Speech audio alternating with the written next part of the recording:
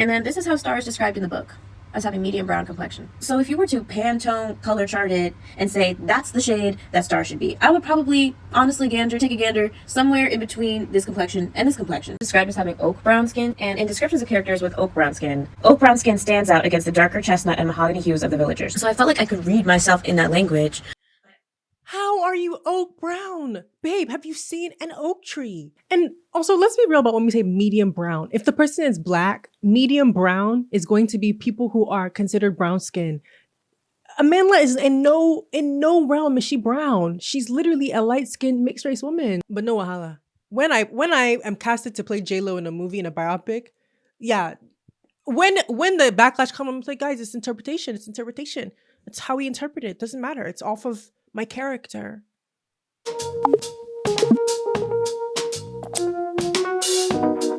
Sometimes it don't make no sense. Does it really have to?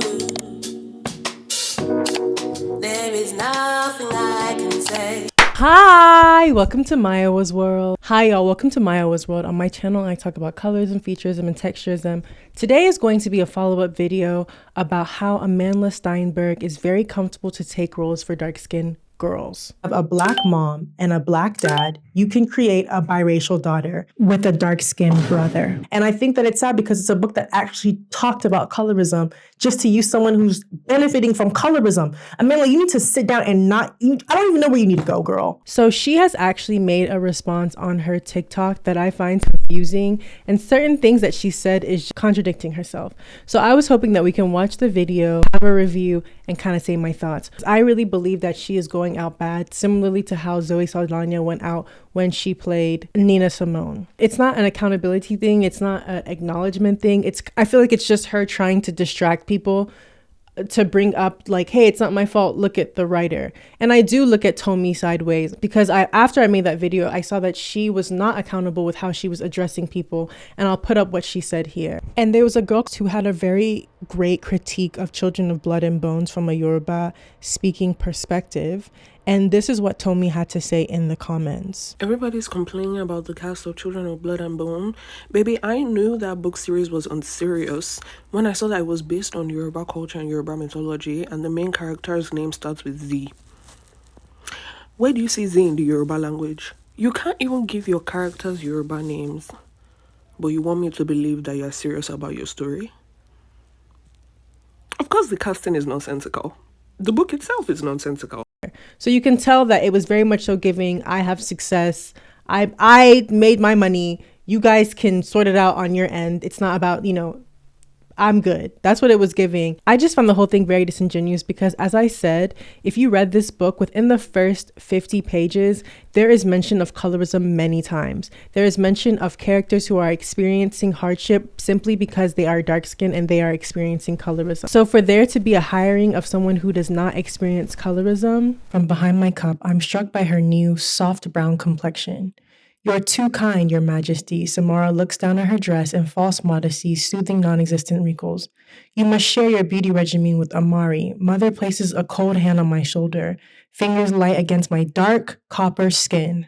Tomi Adeyemi, the writer of Children of Blood and Bones, knew what she was doing when she wrote that book, because clearly colorism was a topic that she found important, probably because of her own lived experiences. But to overwrite that also overwrites the integrity of the book and comes off like she's just trying to cash out. But I want us to watch Amandla's response and just kind of give critique. Honestly, it feels so much more painful for me to feel like I'm at odds with my own community. I just want everybody to know that this is important to me, that I think about it with every choice that I make, that I would never navigate my career blindly and ignorantly, not thinking about my skin tone or the space that I occupy, and that I would never go after a role that I didn't feel like was right for me to chase, that I want to see all skin tones represented in media. I know that colorism is an insidious system that impacts every single facet of entertainment just relentlessly. I also just have to let go at the end of the day of people knowing what my intention is or who I am, but at the very least I can speak to where this stems from and provide some clarification there. Really, it goes back to my work in The Hate U Give. I think most people online have seen an image of me next to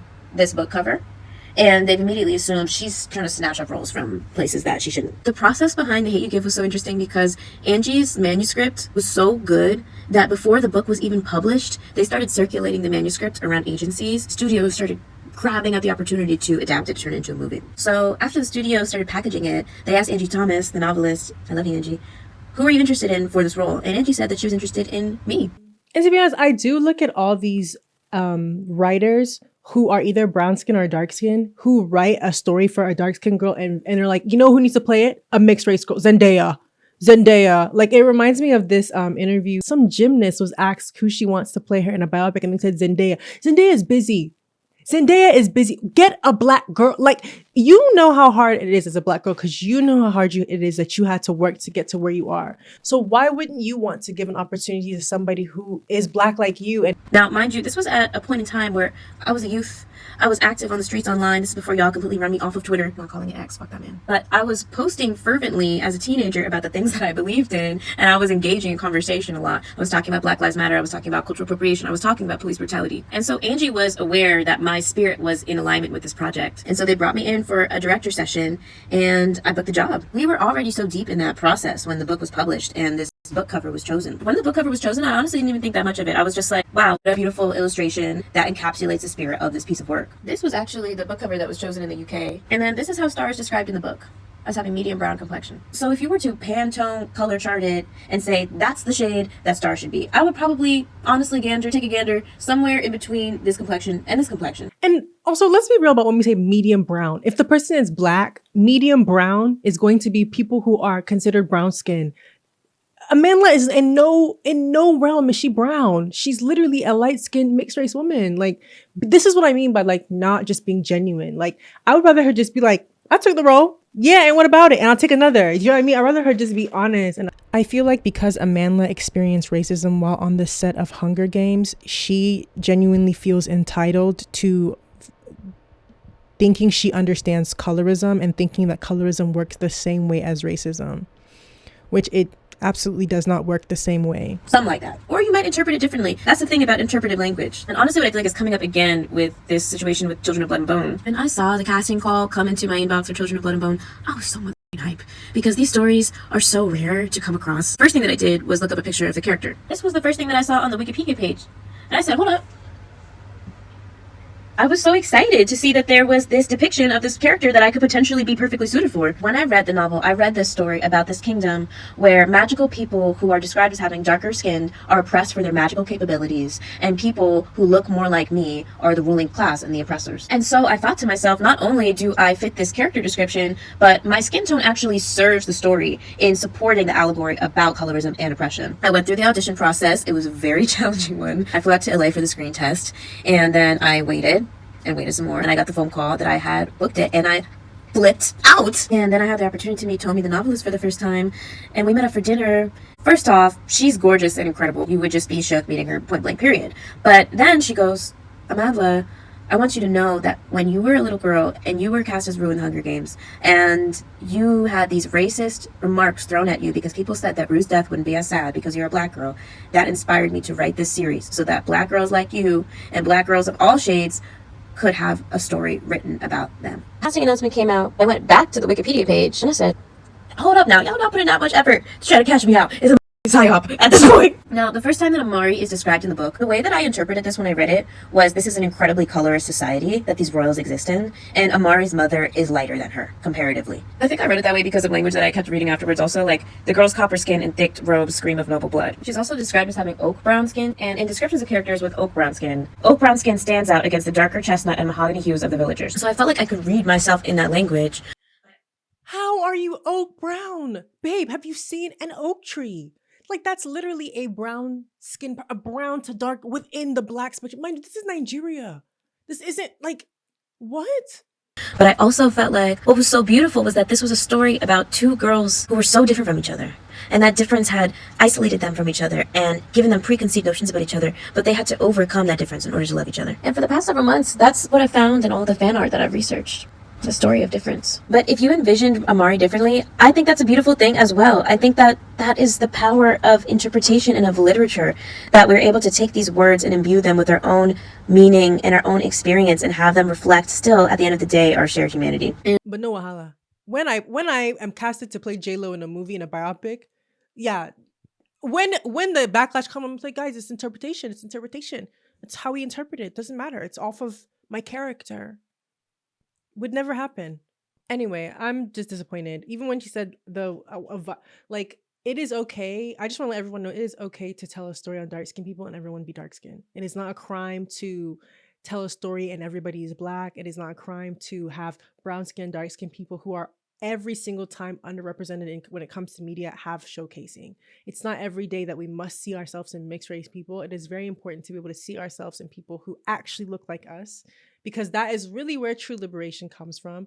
I just gained so much strength in myself when I stopped looking to white people and mixed race people as my form of beauty and started looking to people who look like me, people who look like us, people who share similar features to me. That was when I really saw myself. And that is why it's so important in film to have movies and characters that actually depict what we could look like.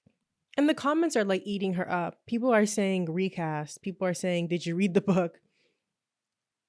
People are saying your awareness in this decision turns my stomach. As a Yoruba girl, Tomi let us down big time. And yes, and I agree. Like, we should put pressure on both people, Tomi and Amandla. Like, there are two. I don't know, everything. All the people that were in charge of casting, the people who were okaying it.